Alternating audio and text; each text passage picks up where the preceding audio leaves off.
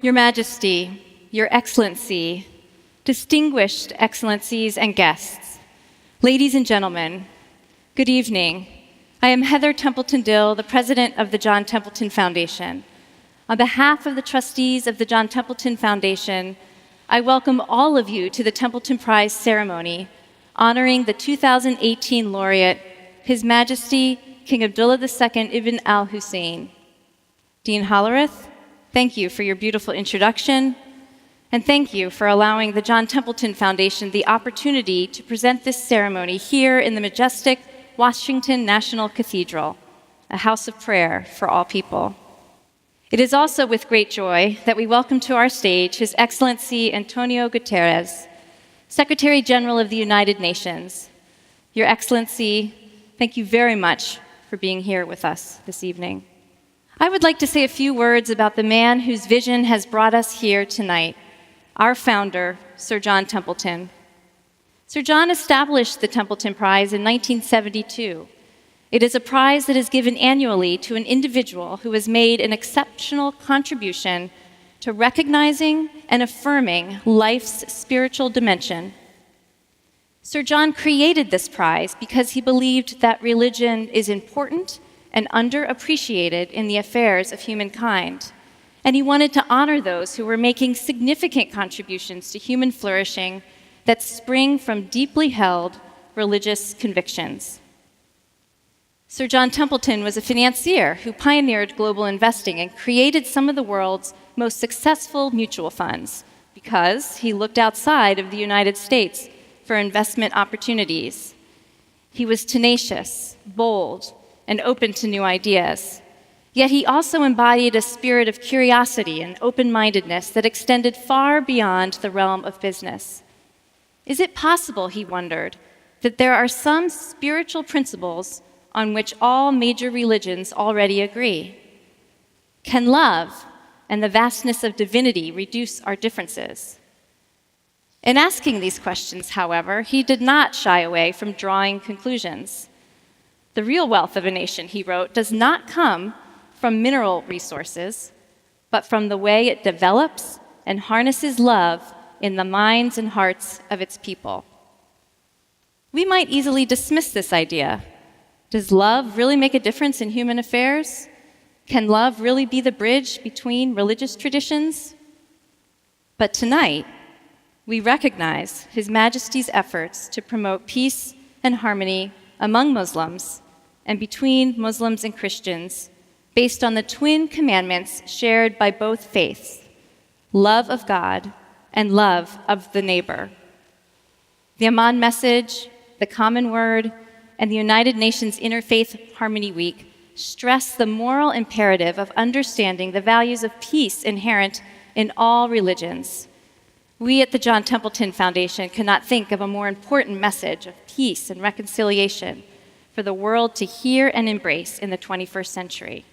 And that is why the Templeton Prize exists, to celebrate the deep and enduring significance of religion and the values that it promotes. His Majesty, King Abdullah II, is a person shaped by temporal and political responsibilities, yet one who holds the conviction that religious belief and the free exercise of religion are among humankind's most important callings. In his letter endorsing King Abdullah II's nomination for the prize, the Very Reverend Professor Ian R. Torrance said, "The immensely important work of King Abdullah II lies in his decisive leadership and convening authority in worldwide Islam to call a halt to sectarianism and to mutual denunciation. Through scholarship, example, encouragement, and publication, King Abdullah has offered the inherently flexible structures of Islam space to reset and look again at matters of justice, interfaith relations, and neighborliness. In this way, His Majesty embodies the values that inspired my grandfather to establish the Templeton Prize and the John Templeton Foundation. And it is a great joy to celebrate His Majesty's contributions in this ceremony. This evening, I am pleased to introduce two scholars who will offer their insights on the importance and influence of the work of King Abdullah II. We will hear from each of them in the course of the program, And in lieu of introductions when they come forward to speak, I would like to introduce them now. Sheikh Hamza Yusuf is president of Zaytuna College in Berkeley, California, America's first accredited Muslim liberal arts college. A philosopher, theologian, public intellectual, and widely sought-after speaker, he is, according to The New Yorker, perhaps the most influential Islamic scholar in the Western world. A convert to Islam at 17, Dr. Yusuf is on the list of the 500 most influential Muslims. He advises Islamic study centers, leaders, and heads of states across the globe, and his influence on a generation of Islamic scholars has been transformative. Professor Miroslav Volf is the Henry B. Wright Professor of Theology at Yale University and the founder and director of the Yale Center for Faith and Culture.